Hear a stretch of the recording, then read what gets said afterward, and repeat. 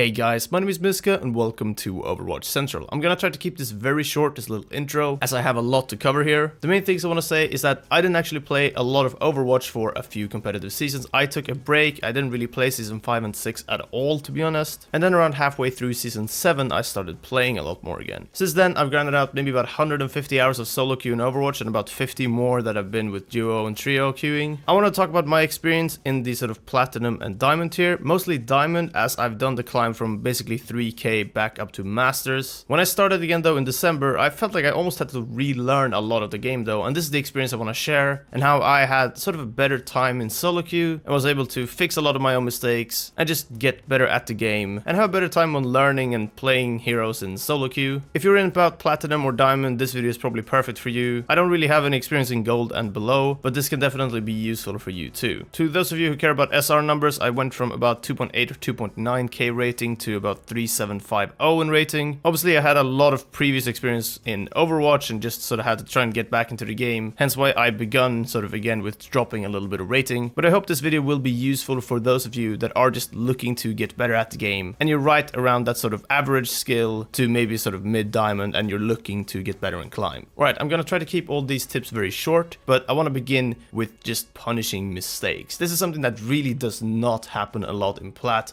in gold or below at all, I feel like, but not a lot in plat and barely in diamond, honestly. And this is the main difference between platinum and masters level, even in my opinion, or even diamond and masters. And somewhere in the master tier of play, players start punishing their opponent's mistakes just a little bit more, and whilst in plat and diamond, players get away with a lot of mistakes and just a lot of things that they should be punished for. It's pretty crucial to recognize these mistakes and capitalize on them. The most common that's going around right now, I feel like, is still just Mercy being able to get manual reses off in a very sort of liberal way. She could just rest in the middle of the open, honestly, in platinum and still get away with it a lot of the time. And this is when comms are pretty important for this stuff, but don't hesitate to make that initial move on someone yourself, someone that's overextending on the enemy team into your team, and your allies will probably feel more comfortable engaging on a target if their teammate is already on them. You can do this as pretty much all roles, and to give some examples, as Ana for example, you can anti-nade them and call the target in voice comms. It's a very good way to punish someone that's overextending. As a tank like Winston and Diva, it's very easy to just jump on top of them, and hopefully your team will follow if you call that out. And as a DPS, you can obviously kind of do the same thing as a tank there. Just put pressure on that person and make sure you're punishing that mistake and take the initiative there. Very few players show initiative in platinum and diamond, and obviously below as well, and it can really be the difference in this type of situation. Next up, something kind of similar is just about stagger and stagger.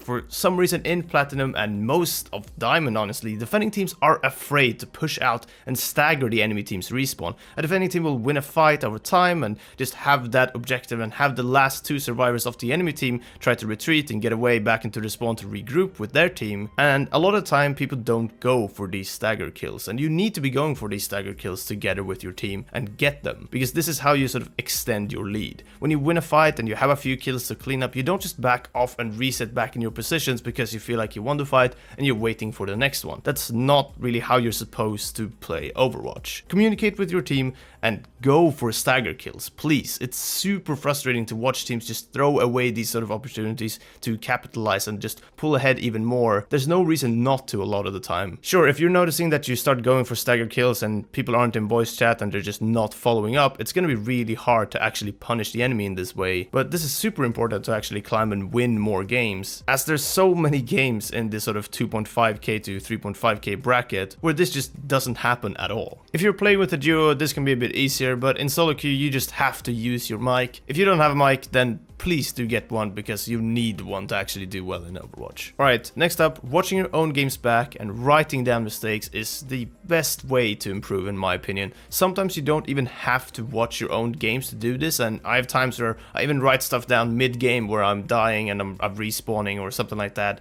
to not forget about it later on. And I've gone through a few stages of this, of just writing down in a Google Doc and then writing it all down on a piece of paper or in a notebook. And now, after I've heard about a few other players doing this, this, I started writing down my mistakes on post-it notes and just sort of put them on my monitor or on my desk kinda. And everyone can find their own way of making less mistakes in this way, because a lot of getting better at Overwatch is really just minimizing the amount of mistakes you make rather than, you know, getting better at aiming in particular. Improving your aim and other things like that you can really min-max or whatever are things that I feel like become more relevant as you climb in rank and in much higher ranks. Don't focus too much on aim drills and other practice like that, even if you're playing at like a platinum or diamond level, as you most likely have other aspects you need to get better at first. If you watch a bunch of your own games back, you'll probably see patterns in your own play and mistakes you make over and over. If you are, say, 3k rated and you watch a bunch of your own games back and you feel like you're not making any mistakes at all and you're still losing those games, then, and I hate to tell you this, you're probably just not actually looking at getting better at Overwatch. At that point, you're probably just looking at explaining away your own mistakes or finding excuses for your own play, and this is the worst thing you can do as a player, as you will never improve if you just try to find other things to blame your own play on. Watch your games back, write down mistakes. If you can't find them, ask a friend or maybe even get a coach. Check the description for some links to all this sort of stuff, and then work on repairing those mistakes. Alright, next thing on the list, focusing on certain hero picks. Now this is something you've heard before many times, and this is something that I felt worked a lot better for me as a tank player than I expected, to be honest, and it can mean a lot of different things for a lot of different players. This definitely applies to support and DPS players too, and I'm just gonna give you an example in my case and you'll probably understand what I'm trying to get at here. So in my case, I noticed that Platinum and Diamond players seem to have a very hard time to play around Roadhog and punish Roadhogs. The concept of farming ult from a Roadhog and playing around a hook wasn't really there at all. Divas in Platinum and Diamond don't really seem to peel for their team. When someone gets hooked on their team, they don't seem to be on that Roadhog and just defense matrixing his shots straight away, and this is something that I started abusing, to be honest. So I started playing Roadhog a lot, and even without an Orisa on my team, which arguably is the only way to normally get value out of Roadhog in higher ranks, this worked well for me, and I also started picking up Orisa a lot more,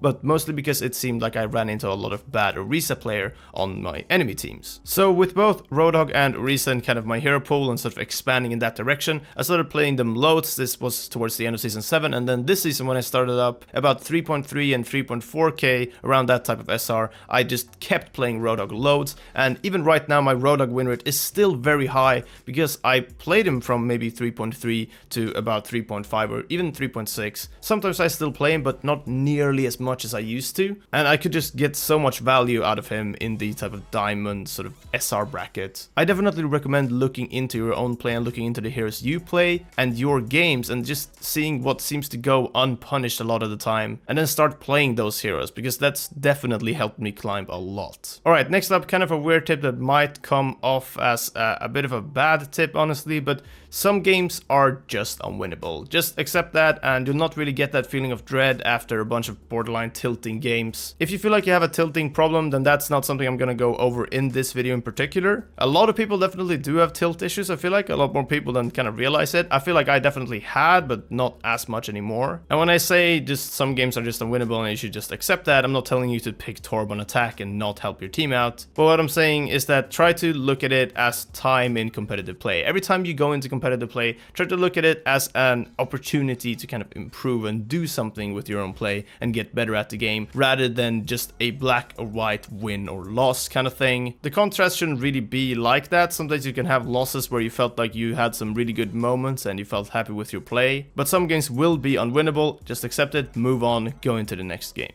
Alright, next up on my list, I've just written down play for a while, and you have to play ranked for a while if you want to get anywhere with it. You can't just play 4 games on the Monday and then 2 games on the Wednesday and a few more over the weekend. You have to put in time and grind if you want to get better, but also if you just want to climb, actually, as sometimes it's just about getting a little bit lucky too. If you manage to draw a game that you should have lost and then say next game there's a lever on the enemy team, you might be getting an extra 50 free SR instead of just losing 50, and these are the kind of moments that matter in terms of climbing too. As sort of unfair as that kind of sounds, that's just the reality of ranked queue in most games. Sure, you'll have to actually make sure you can win more games overall. If you really want to climb, you have to just keep a positive win rate, obviously. But if you're not actually playing enough, that won't even really come into play. It's a lot easier to keep your current rank if you don't actually play a lot and put in a lot of hours, but it's putting in the hours that creates more of a challenge. But it's also required if you want to actually go up the SR ladder. I'm not saying you should be playing 5 hours a day every single day of the week, but 2 hours of Overwatch ranked game a day makes 14 hours in a week, which I feel like is enough to get somewhere with it. If you can only do like an hour and a half in the normal days, then maybe spend about 30 minutes at least looking through your games as well, and a bit more time over the weekend trying to repair those mistakes. We all have different schedules, I can't tell you how to live your life, but put in more time into Overwatch if you actually want to get better, because if you're not putting in the time, I don't feel like you should be complaining about not getting better, as nobody gets better from just barely playing the game. Alright, finally, it's another one of those tips that just seem really weird, but the more you care, the harder it gets. And if you go into ranked play with that feeling of being scared of losing your precious SR,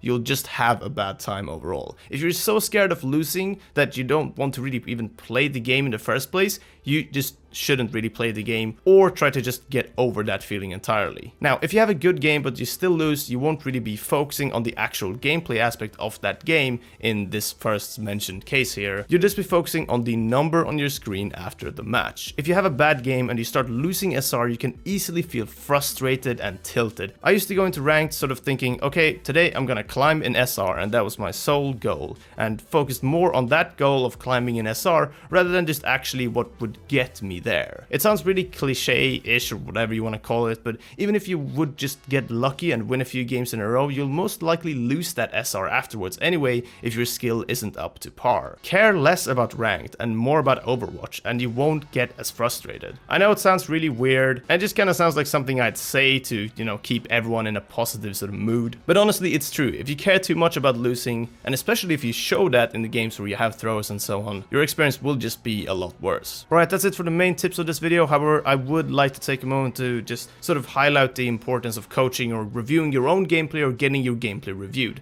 Now, like I said, you can review your own gameplay, you can get a friend to do it that might be better at the game, or I'd like to just recommend 2 more people that have really helped me out. To begin with, Josh, aka One Amongst Many. Ryan and I have known him for a long time, he's a good friend of ours. He streams on ESL_One Amongst Many. You can check out his sort of coaching series, he's got it on YouTube too. I'll drop a link to one of those videos and also just a direct link to submit footage to that if you'd like. On top of that, we also have iStocks, of course, a good friend of ours who's been running a sort of coaching website slash just program, I guess you could call it, where he helps out with personal coaching. He does team coaching too, and I believe he's pretty busy at the moment, but if you just check out his website in the description as well, I'm sure that can be helpful. He's helped me a bunch in terms of getting better at the game. And finally, I'd just like to say, if you're not having fun with Overwatch, it's gonna be near impossible for you to get anywhere with it. If you feel like you're not having fun, then there's nothing wrong with just taking a break for a couple months or so. Sure, you might have to work back a little bit of skill that you lose, but for me, for example, taking a break for a few months and not playing that much at least, and then with Overwatch League starting up and so on, that really sort of reignited that flame of mine and that drive of wanting to actually get better at the game and play Overwatch again. And I feel like that's a big part as to why I've even gotten anywhere with all of this again, and a big part of the reason as to why I just love playing the game right now. Alright, that's gonna be it for this video though. Thank you guys very much for watching. Please like the video if you enjoyed it, as I don't do this sort of stuff at all really. I haven't done this type of video in forever, but if you guys enjoyed it, I'll do more talking about maybe specific topics or something like that. Just drop a comment down below and yeah, we'll see what happens. Alright, thanks again for watching. Subscribe for more Overwatch content as per usual, of course, and until next time, take care and we'll see you then.